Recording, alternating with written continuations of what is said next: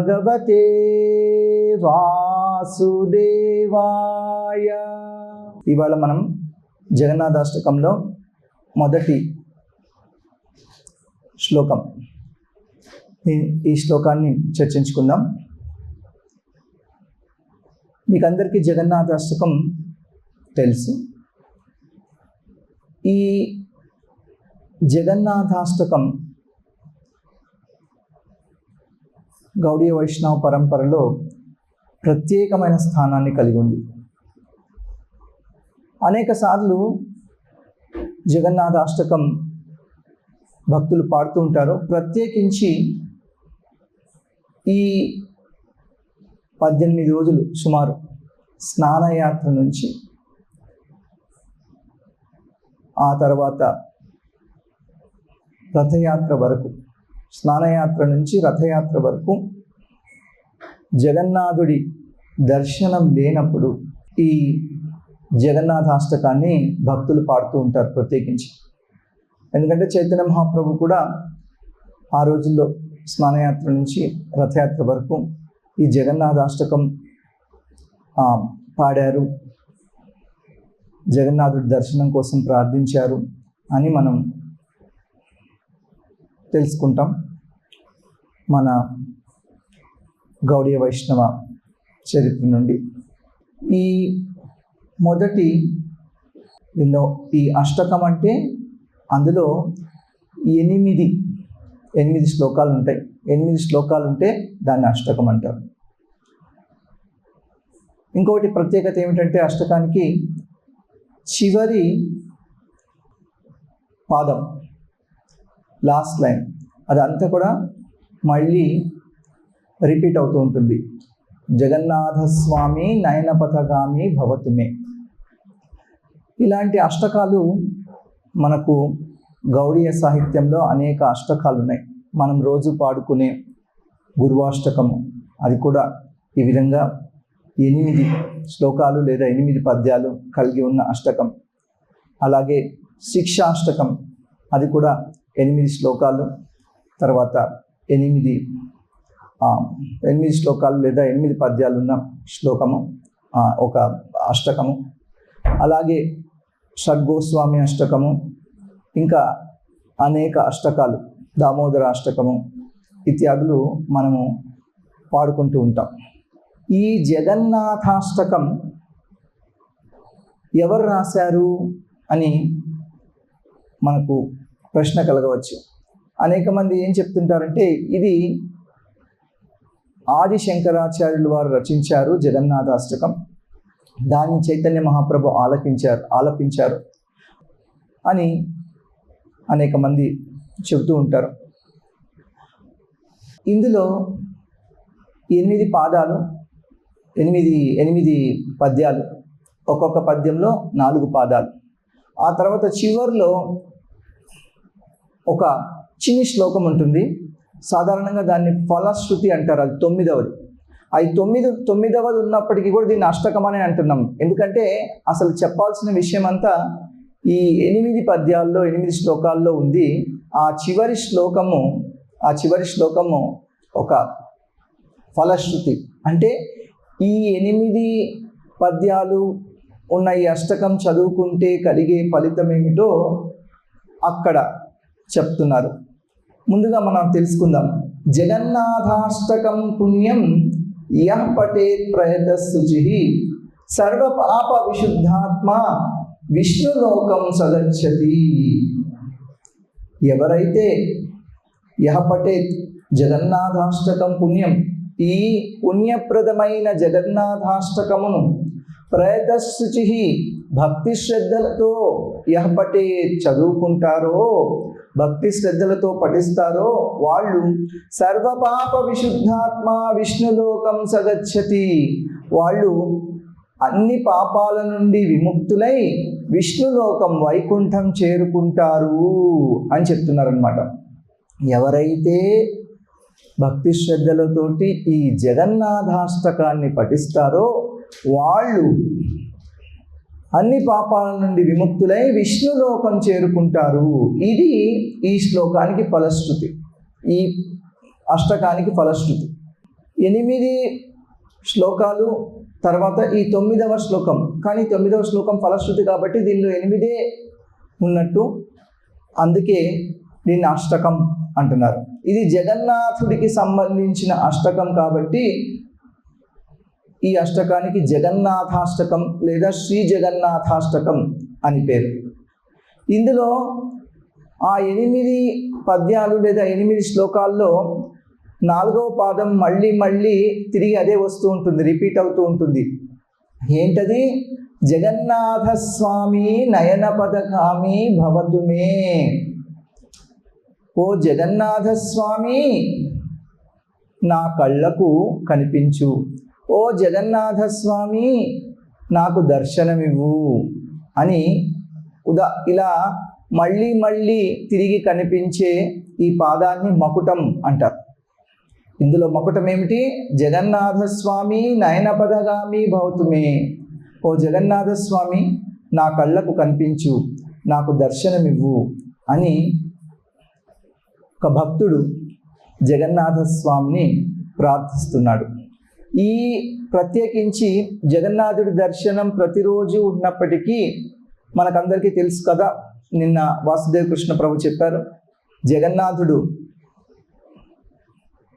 స్నాన పూర్ణిమ నుంచి ఆషాఢ శుక్ల విధియ వరకు, రథయాత్ర వరకు దర్శనమివ్వడు. ఆషాఢ శుక్ల విధియకు ఒకరోజు ముందు సాయంత్రం పూట మనం పూరిలో జగన్నాథుడి దర్శనం చూస్తుంటాం. సుమారు ఈ 17-18 రోజులు జగన్నాథుడు దర్శనం ఇవ్వడు. ఆ సమయంలో జగన్నాథుడిని తలుచుకుంటూ, జగన్నాథుడిని ప్రార్థిస్తూ దర్శనం కావాలి అని భక్తుడు ఏ విధంగా జగన్నాథుడిని ప్రార్థిస్తారో ఇక్కడ చెప్పబడింది.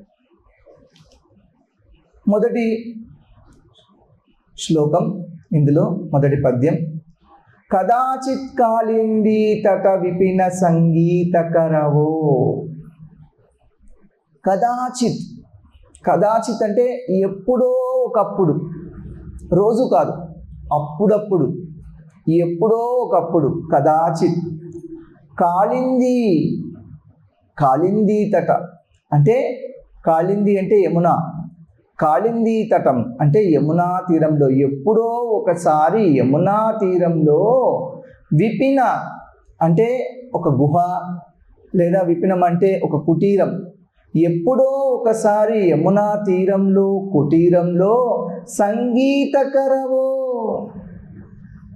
ఈయన సంగీతానికి సంగీత సభ నడుపుతున్నాడట, ఒక కచేరీ నడుపుతున్నాడట. రోజు కాదు, ఎప్పుడో ఒకసారి ఆయనకు చాలా ఆనందం కలిగినప్పుడు యమునా తీరంలో ఒక సభ పెడతాడట, సంగీతపు సభ. కృష్ణుడు వేణు వాయిస్తాడు, మనకు తెలుసు, ప్రతిరోజు కూడా. కానీ అప్పుడప్పుడు ప్రత్యేకించి ఎప్పుడో ఒకసారి ఈ విధంగా కచేరీ ఆయన నిర్వహిస్తూ ఉంటాడు స్వయంగా. ఎక్కడ?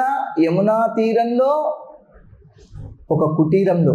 మనం కృష్ణుని కుంజ బిహారి అంటాం, ఎందుకంటే కుంజంలో, కుటీరంలో ఆయన తన లీలల్ని ప్రదర్శిస్తాడు. అటువంటి కుటీరంలో, ప్రేమ కుటీరంలో ఈయన సంగీత కచేరీ నడుపుతున్నాడట. మరి కచేరీకి ఈయన నిర్వాహకుడు, మరి కచేరీకి వచ్చే ప్రేక్షకులు, వీక్షకులు, శ్రోతలు ఉండాలి కదా. వాళ్ళెవరు? ముదాభిరీ నారీ వదన కమల స్వాద మధుపహ.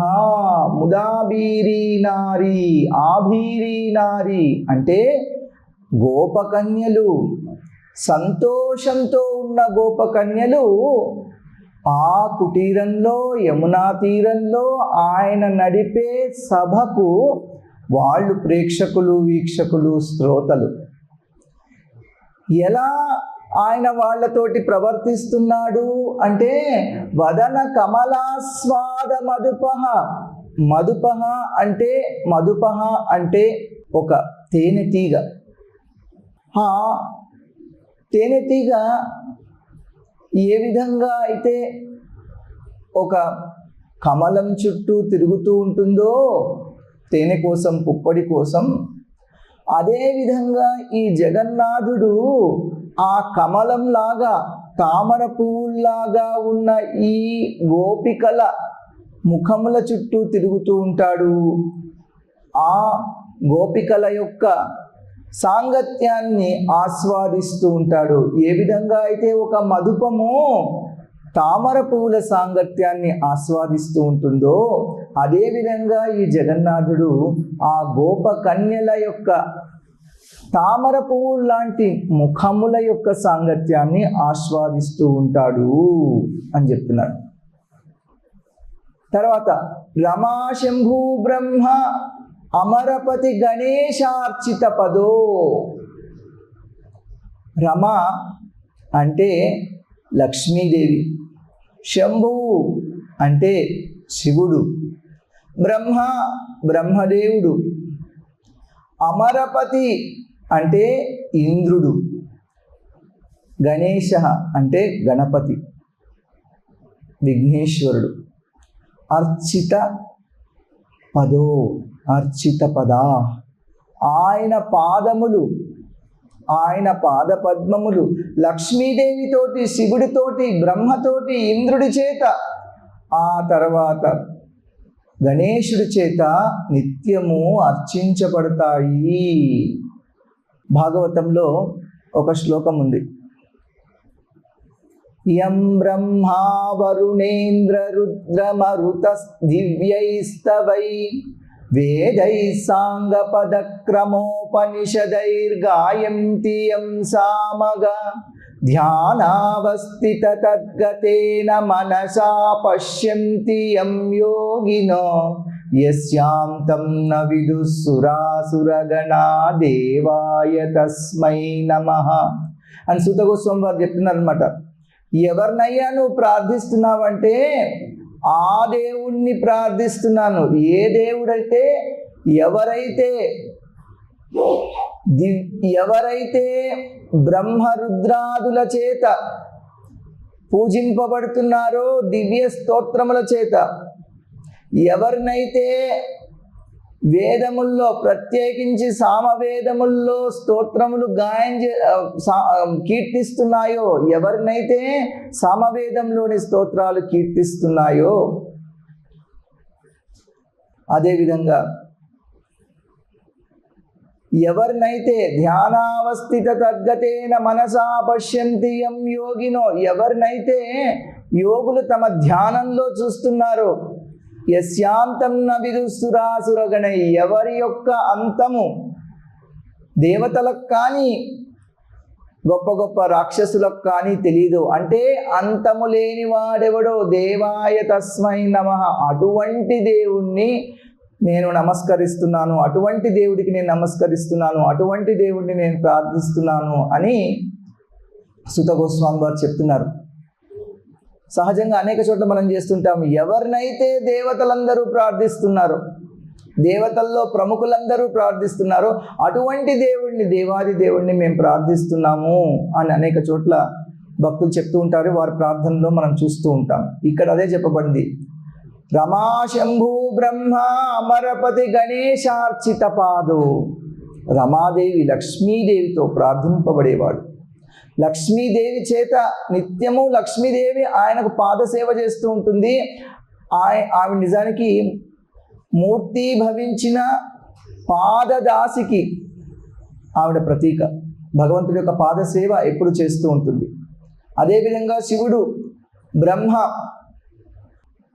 ఒక చోట భాగవతంలో సుఖదేవ గోస్వామి వారు భగవంతుడు ఎవరు అనే ప్రశ్నను స్వీకరించి ఆ ప్రశ్న అడగకుండానే జవాబు చెప్తున్నాడు. ఎలా అంటే, అయ్యా భగవంతుడెవరు అని అడుగుతుంటారు కదా. శివుడు భగవంతుడా, బ్రహ్మ భగవంతుడా, విష్ణువు భగవంతుడా? ఒక్క మాటలో చెప్పేశాడు. చూడండి, గంగా నది ఈయన పాదాల నుంచి ఆవిర్భవించింది. ఒక ఆయన పాదాల నుంచి గంగ ఆవిర్భవించింది. ఇంకొక ఆయన ఆ గంగా నదిని నెత్తిన పెట్టుకున్నాడు. ఇంకొక ఆయన ఆ గంగా జలాన్ని చెంబులో పట్టుకున్నాడు. ఇప్పుడు మీరే చెప్పండి, ఆ ముగ్గురులో భగవంతుడు ఎవరో అంటున్నాడు. అంటే విష్ణు పాదాల నుంచి గంగా నది ఆవిర్భవించింది. అది చరణామృతం, పరమ పవిత్రమైన ఆయన పాదజలం కాబట్టి శివుడు గంగను నెత్తిన పెట్టుకున్నాడు. మహాభక్తుడు కాబట్టి వైష్ణవానాం యథాశంభు. బ్రహ్మదేవుడు కమండలంలో పట్టుకున్నాడు పూజాదులకు వినియోగించడానికి ఆ గంగా జలాన్ని. ఇప్పుడు భగవంతుడు ఎవరు వాళ్ళ ముగ్గురులో? శివుడా, విష్ణువా, బ్రహ్మణ? ఇది విష్ణువే. అటువంటి విష్ణువుని బ్రహ్మదేవుడు శివుడు నిత్యం అర్చిస్తుంటారు.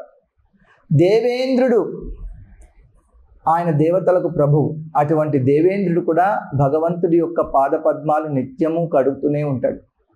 నిత్యము భగవంతుడిని కీర్తిస్తూ ఉంటాడు. దేవేంద్రుడికి తమ్ముడిగా ఉపేంద్రుడిగా వామనుడు పుట్టాడు. వాళ్ళ కుటుంబంలో అతిథిగా చేసి దేవేంద్రుణ్ణి రక్షించి దేవతలందరినీ వాళ్ళు పోగొట్టుకున్న స్వర్గలోకాన్ని వాళ్ళకు తెచ్చిచ్చాడు. కాబట్టి ఎప్పుడు ఇంద్రుడు వామనుణ్ణి, విష్ణువుని పూజిస్తూ ఉంటాడు. ఆయన తమ్ముడైనప్పటికీ కూడా ఆయన పాదసేవ చేస్తుంటాడు.